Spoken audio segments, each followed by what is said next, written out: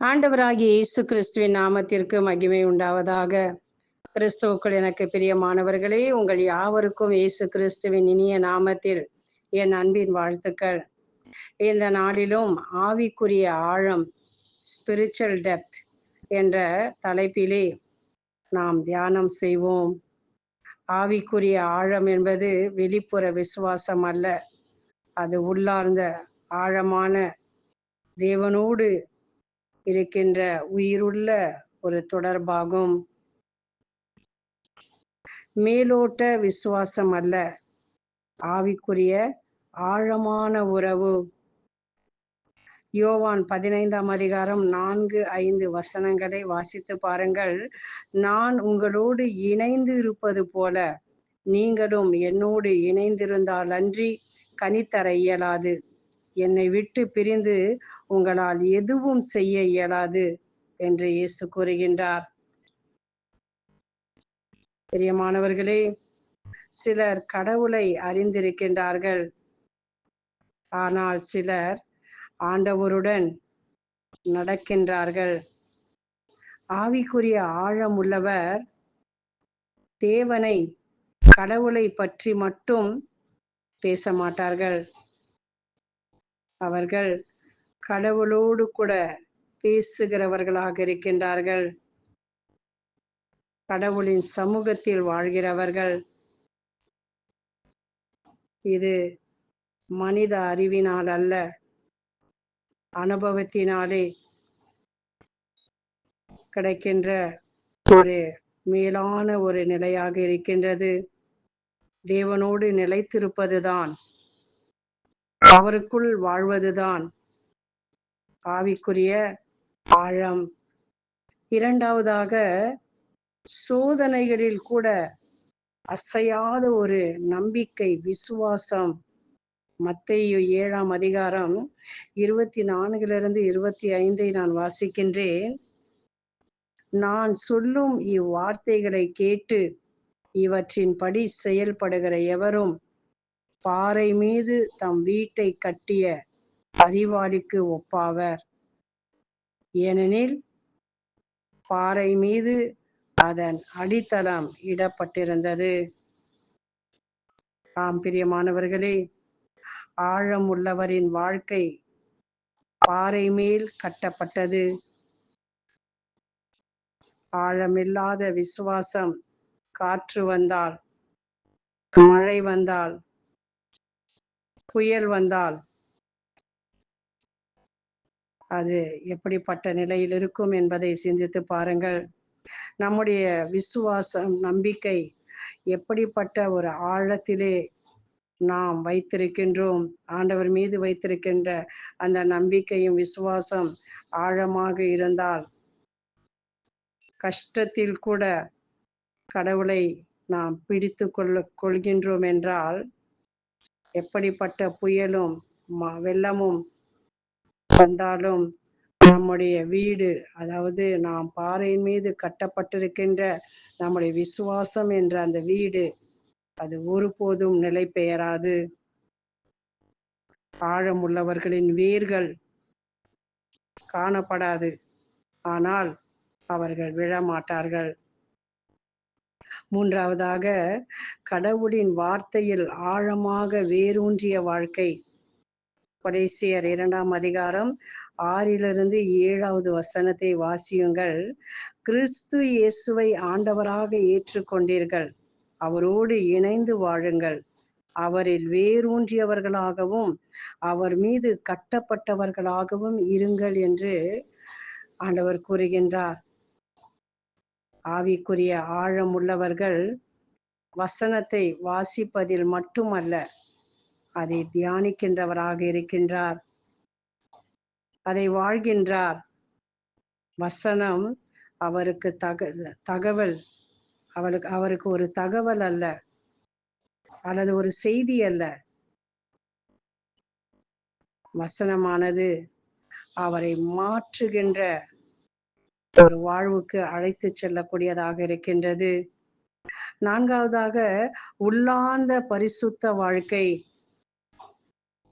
மத்தேயு 5ஆம் அதிகாரம் 8வது வசனத்தை வாசித்து பாருங்கள். தூய்மையான உள்ளத்தோர் பேறு பெற்றோர், ஏனெனில் அவர்கள் கடவுளை காண்பர்.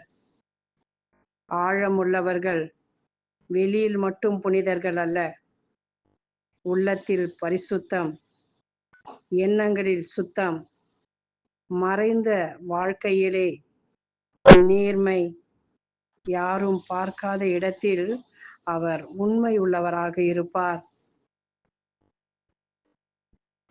5வதாக ஜெபத்தின் ஆழம். நாம் அனைவருமே ஜெபித்துக் கொண்டிருக்கின்றோம். ஆனால் நாம் எந்த அளவுக்கு ஜெபத்திலே ஆழம் கண்டிருக்கின்றோம்? எரேமியா 29ஆம் அதிகாரம் 13வது வசனத்திலே, நீங்கள் என்னை தேடுவீர்கள், உங்கள் முழு இதயத்தோடும் என்னை தேடும் பொழுது நீங்கள் என்னை கண்டடைவீர்கள் என்று இயேசு கூறுகின்றார். கடவுள் கூறுவதை பாருங்கள்.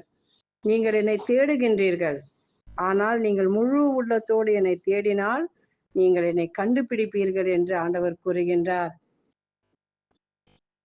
பெருமூச்சுகளின் சத்தத்தோடு கூட ஜெபிக்கின்றவர் நமக்குள்ளாக வாசம் செய்கின்றார். 8ஆம் அதிகாரம், ரோமையருக்கு எழுதிய திருமுகம் 8ஆம் அதிகாரம் 26 வசனத்தை நாம் வாசித்து பார்த்தோமே என்றால், இவ்வாறு தூய ஆவியானவர் நமது வலுவற்ற நிலையில் நமக்கு துணை நிற்கின்றார். தூய ஆவியார் பெருமூச்சுகளின் வழியாக நமக்காக எப்பொழுதும் பரிந்து பேசுகின்றவராக இருக்கின்றார். ஆவியானவர் தாமே சொல் வடிவம் பெற முடியாத நம்முடைய பெருமூச்சுகளை அவர் ஜெபமாக மாற்றுகிறார். பிரியமானவர்களே, சாதாரண ஜெபம், வார்த்தைகள், நாம் செய்கின்ற ஒவ்வொரு ஜெபமும், ஒரு சாதாரண ஜெபமும் அது வார்த்தைகளாகத்தான் மாறுகின்றது. ஆனால் ஆழமான ஒரு ஜெபம் உள்ளத்தை அசைக்கக்கூடியதாக, உள்ளத்தை தேவனுடைய அன்பினால் நிரப்பக்கூடியதாக இருக்கின்றது. ஆவிக்குரிய ஆழம் உள்ளவர்கள் நேரம் பார்க்காமல் ஜெபிப்பார்கள். கண்ணீரோடு கூட ஆவியானவர் அவர்களுக்குள்ளாக இருந்து ஜெபிப்பார். கடவுளுடைய சமூகத்தை அனுபவிப்பவரும் இவர்கள்தான். அவர் ஜெபம் கடமைக்காக செய்ய மாட்டார். கடவுளோடு கூட இருக்கின்ற உறவு, அது அவர்களுக்கு ஒரு ஆழமான ஒரு ஜெபமாக மாறுகின்றது. அடுத்ததாக, ஆவியின் வழிநடத்தலில் நடக்கும் வாழ்க்கை. ஆழம் உள்ளவர்கள், ஆவிக்குரிய ஆழத்திலே நாம் சென்று கொண்டிருக்கிறோம் என்றால், நம்முடைய சிந்தனையின் அடிப்படையில் அல்ல, பரிசுத்த ஆவியின் வழிநடத்தலால் அவர்கள் நடத்தப்படுவார்கள். கடவுளால் இயக்கப்படுகிறவர்கள் தான் இவர்கள். அவர்கள் முடிவு மனித புத்தியால் அல்ல, கடவுளுடைய வழிகாட்டுதலின்படி, ஆவியானவர் வழிகாட்டுதலின்படி இவர்கள் நடத்தப்படுகிறதை நாம் அறிவோம். ரோமையருக்கு எழுதிய திருமுகம் 8ஆம் அதிகாரம் 14வது வசனத்திலே, கடவுளின் ஆவியால் இயக்கப்படுகிறவர்களே கடவுளின் மக்கள். மீண்டும் வாசிக்கின்றேன். கடவுளின் ஆவியால் இயக்கப்படுகிறவர்கள் கடவுளின் மக்கள். கலாத்தியர் 5:25 தூய ஆவியின் துணையால் நாம் வாழ்கின்றோம், எனவே அந்த ஆவி காட்டும் நெறியிலேயே நடக்க முயல்வோம்.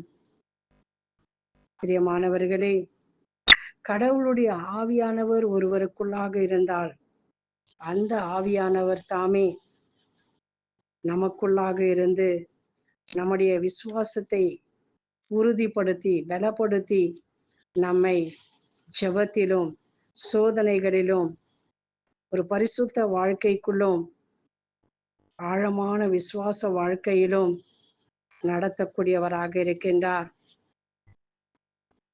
கடவுளுடைய ஆவி நமக்குள்ளாக இருக்கும் பொழுது அவரே அவர்களை இயக்குகிறவராக இருக்கின்றார். எனவேதான் வசனம் சொல்லுகிறது, கடவுளுடைய ஆவி, கடவுளின் ஆவியால் இயக்கப்படுகிறவர்களே கடவுளுடைய மக்களாக இருக்கிறார்கள் என்று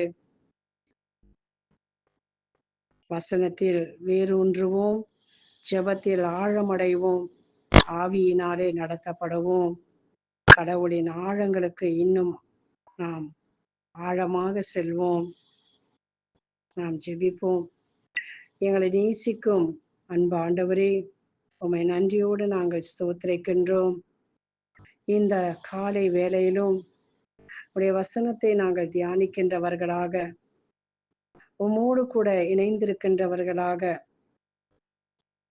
ஆண்டவரே ஆழத்திற்கு சென்று உம்மை அனுபவிப்பவர்களாக, உம்மோடு கூட இருக்கின்ற உறவு ஆழப்படுத்தப்பட இந்த அதிகாலை வேளையிலே எங்களோடு கூட நீர் இடைப்படுகிறவராக இருந்ததற்காக நாங்கள் உமக்கு நன்றி செலுத்துகிறோம். நல்ல தகப்பனே, இன்னும் உம்மை அதிகமாக அறிந்து கொள்ளவும் அன்பு செய்யவும் உம்மோடு இணைந்து இறையரசை கட்டி எழுப்பவும் உம்மோடு இணைந்து நாங்கள் அநேகருக்கு கனித்தரும் மரமாக இருக்கவும் எங்களை நீர் ஆசிர்வதிப்பீராக, வழிநடத்துவீராக. இயேசு கிறிஸ்துவின் மூலமாய் ஜெபிக்கிறோம் எங்கள் நல்ல பிதாவே, ஆமேன்.